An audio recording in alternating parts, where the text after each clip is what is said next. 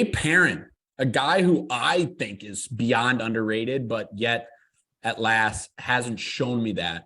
He's taken on Raul Rosas Jr. And the reason why this name might sound familiar to you, if you're not 100% sure who he is, it's because he's first, he looks like Jan Jaroba, but second, he's 18 years old.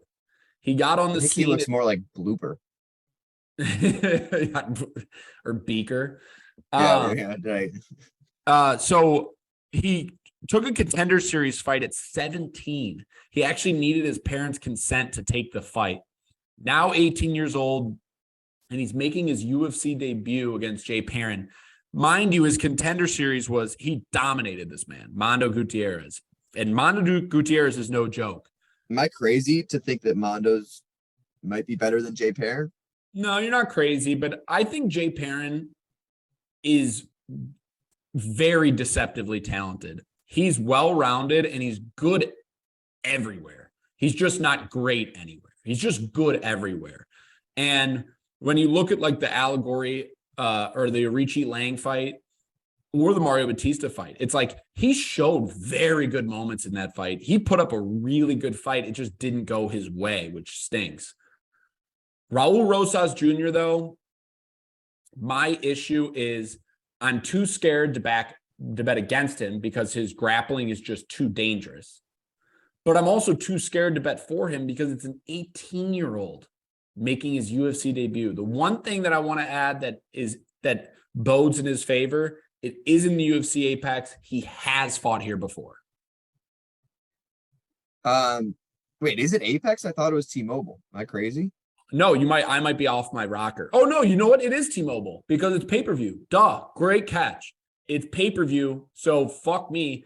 Full fans in arena in attendance. So I take back what I said. That does make a big difference in my opinion. I will say, you're not wrong about anything you said. I think I've got more confidence in this spot in Rosas than you, just because I'm not so high on Jay Perrin.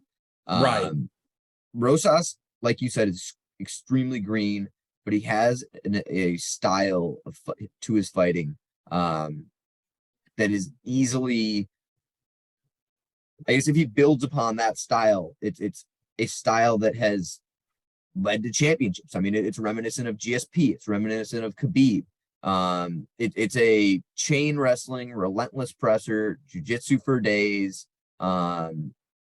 Just really attractive style to bet on.